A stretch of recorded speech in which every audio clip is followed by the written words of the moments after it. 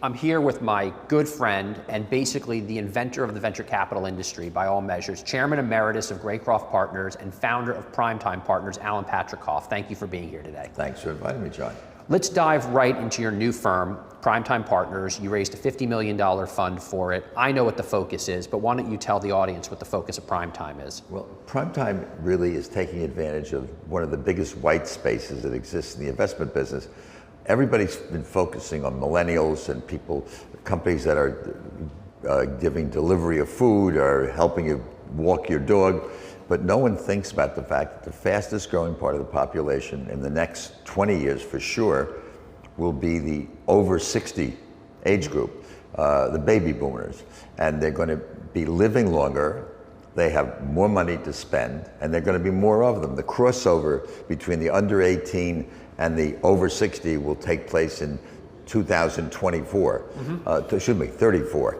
And it's a great market because older people are aging more at home. 75% of older people say, I want to have my final days in my home, not in a senior living facility. And so they need more services. They need help in their retirement planning and financial planning, in their health care, in their entertainment, in their education.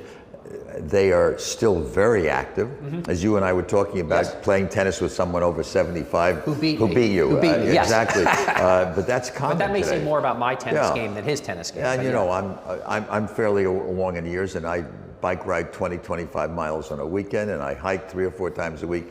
There are more of us around, and I have put myself out. How much of the trend is playing into the fact that people over 75 now are using iPads, or people over 60 are using iPads and are using Netflix and are using all of these services, or things that are specific to them, like some of your portfolio companies like Retirable, Get Set Up, Tembo Health, Age Bold? How much of it is specific to people over 60?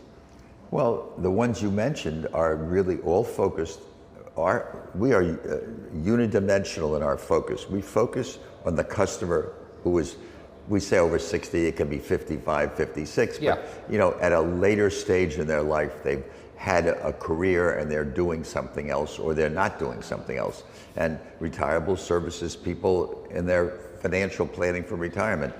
Age Bold is an exercise company that is dealing with the health plans in helping people so they don't fall, and so they retain their strength and that they walk erect.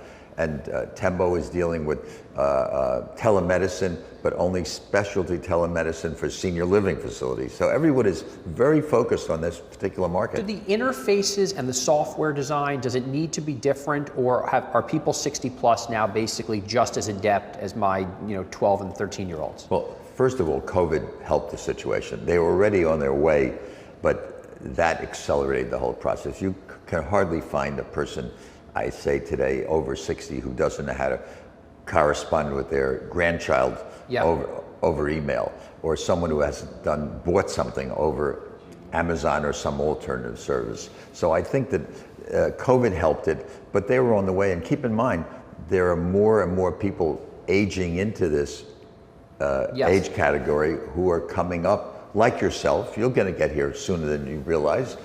You're what, in your 40s now? 44, yeah. 44, so you haven't got too long. No, I'll be a Primetime Partner. You'll be a Primetime customer for one of our companies, maybe sooner. The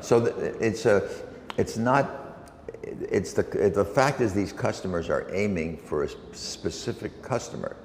One of the biggest areas, for example, is home care.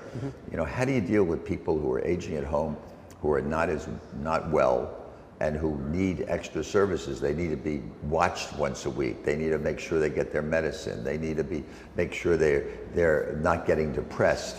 How much, so you raised $50 million for this relatively easily. I assume you'll raise another fund for this. How much of it is the LP and institutional investor base wants to be with Alan Patricof, and how much of it is that they're excited about this category? Well, listen, John, to be honest, people say it's amazing you raise money in 2 months. I always say the same thing.